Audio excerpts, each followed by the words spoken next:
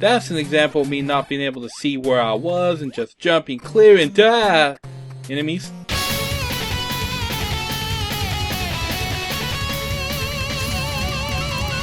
Hey guys, welcome back to another episode of Metroid.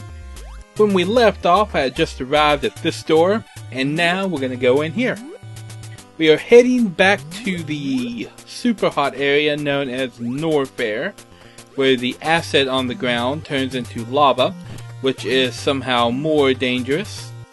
In some of the other Metroid games, that actually gets reversed around, I believe, where the acid is more dangerous than the lava.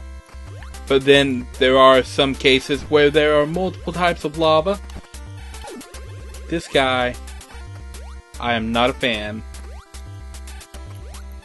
No, I'm gonna... Whew, I almost got hurt. Almost got hurt. But yeah. This is the area where we got the ice beam. I totally failed to dodge that guy right there. But there are a lot of areas in this game, and there are a couple of huge sections in this game that are completely worthless. Like there's nothing there. And there's a couple of places that are just like, you know, that was game designers being a dick. Below this room is one of those such places. Because below that room right there... Oh, I could have handled that better. Where am I? There I am. But below that room back there... Yay, missiles.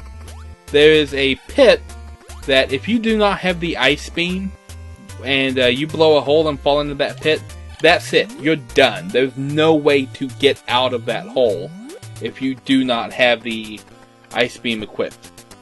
Because it's filled with little reavers back and forth, and the ice beam is the only thing you can use to freeze them and use them as platforms to get back to the top of the room. But this freezing feature is one of the things I really love about the ice beam. Because many of the enemies, do not try to jump over those guys because it will not work. Many of the enemies are super weak if you take the Metroid approach, and that is freeze them and then slam a missile into their face. It one-shots pretty much every enemy in the game. And later, like in this area, these guys are so weak it doesn't matter. Later on in Norfair, where we're going to run across some enemies right quick, whoops, that are very dangerous and can hurt you a lot before you can actually deal any major damage to them. A lot of the areas of this game seem really big and intimidating, especially if you've not explored them before. This time, we're going to go this way first, because this room ultimately leads to a dead end. This diving guy right here is an example of an enemy that takes a lot of hits to kill. That little red door thing right there, as you can see with that one, sometimes is spitting out little rock pellet things at regular intervals or erratic intervals. That guy right there, one of the tough ones. It's really easy, just freeze him and pop him with one missile and he's dead. Oh, could have done that better and not got hit by anything. You'll find there's a lot of areas here in this part that have secret passages like this. The rule for these walls whenever you encounter them, these big bubbles, you can't do anything to them. So if there's a path that has a big bubble in it, you can't go that way. If there's a path that only has these 4-hole bubbles can be blown up with the bombs. And you can typically go through them. As you can see, I'm skipping a lot of the enemies in this game, because Metroid is a game where it doesn't behoove you to kill all the enemies that you encounter. You actually gain very little from it. I don't know why I was jumping on that red thing when I could just jump straight up to the door. You typically don't gain a whole lot from killing all the enemies that you encounter in a Metroid game, because the moment you leave the screen they will respawn. The game is much more focused around exploration, And these are purple versions of the guys we saw in that ice beam room. Or was it the bomb room? Might have been the high jump boots room. I don't know. It was a room. And yeah, I don't think there's anything else past that point. Because we come at that room from another angle. And that's it. That is a dead end. So we're going to be backtracking all the way back up to where we were before. So I am just going to fast forward it till we get back to that elevator room.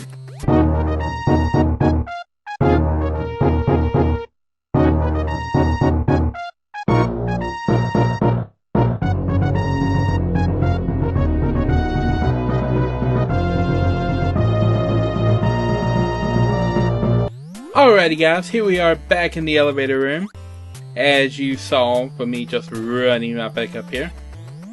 Now we're going to go this way, which is also a way we've gone before.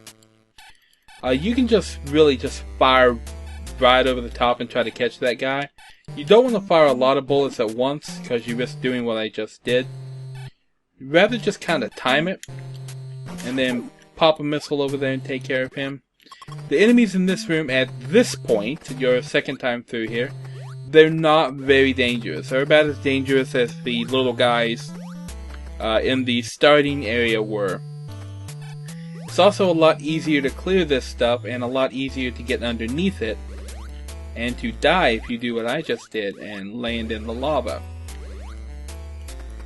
Really? I just ran... That's an example of me not being able to see where I was and just jumping clear and die enemies. Like that guy. Little lava, jumping lava crab thing. Alright, from here we're going to go up. Come on, up, up.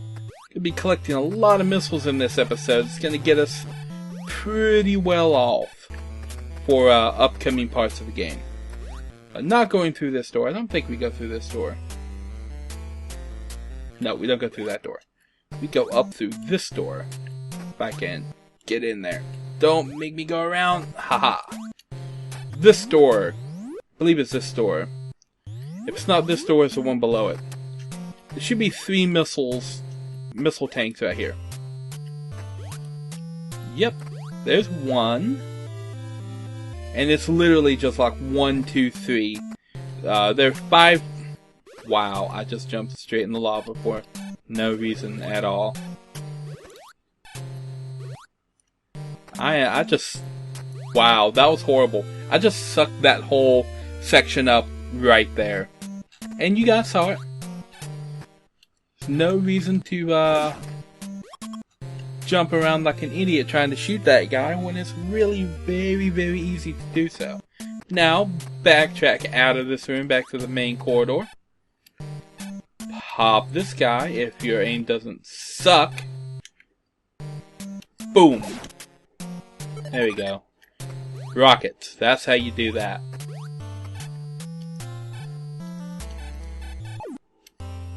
There we go. A lot of times when you kill an enemy with a missile, though, they don't drop more missiles. There is an exception to this. I can handle that better. I think Metroids pretty much always drop missiles. But there is a third room up here through a secret passage.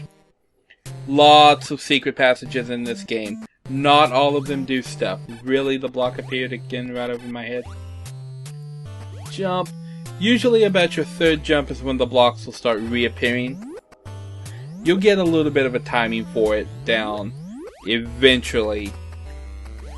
Now we're going to collect more missiles. There are 2 more missile tanks in this room, which just gave us a quick 25 missiles between these last 2 rooms I was in.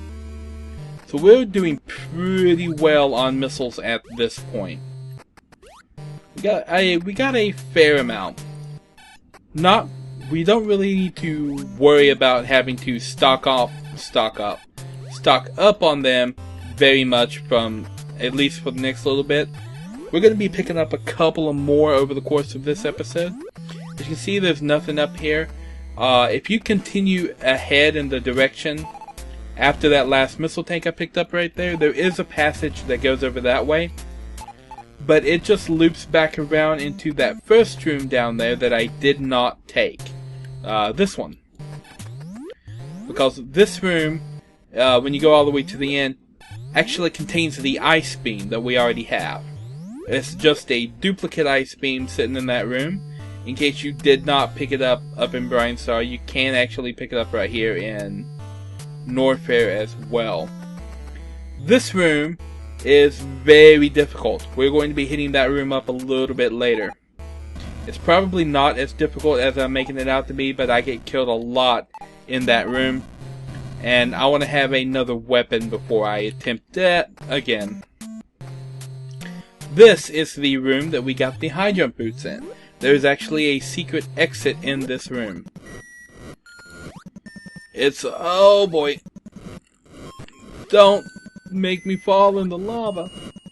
As you can see, the red doors tend to stay open after you shoot them in this game, which is good, so you don't have to use your missiles on them twice. So you can actually drop down here and go in this pipe. There's a lot of arbitrary barriers like this in the secret passages. I don't know why they put them all in here, but they did. We are actually heading out to pick up a pretty powerful weapon. Now, it is something to note that these little bouncing ball enemies right there, you want to kill these things. And you want to kill them like first thing. As soon as you get into this room, because if they start bouncing around and they hit you, you're gonna die. Like, they won't one-shot you, but they do a lot of damage, and they do it really, really quick. Now, this is the second part of Norfair. Just like... really? I can't even get... Perils of the Ice Beam right there. Sometimes you will freeze enemies that block your path so that you can't get out. Many of the little door things in this area are inactive. The purple football guy helmets, like you saw right there, are not as dangerous as the red ones. The reason that room that I skipped and said we'll come back to later, it actually had like 3 double pipes in a row containing red football helmet guys right there, and yeah, they always kill me. Now we're going up here to get a weapon that a lot of people don't know that you can pick up this early in the game. It is one of my favorite things, and it makes Samus very, very dangerous.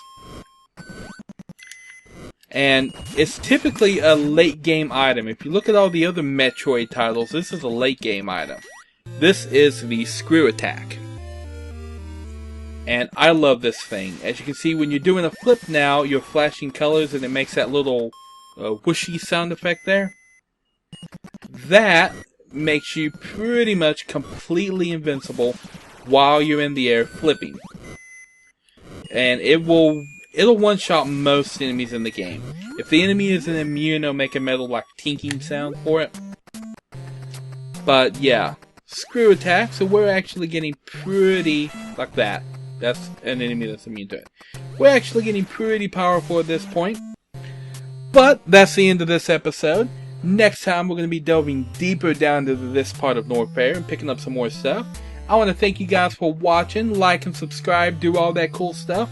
And I will see you in the next episode.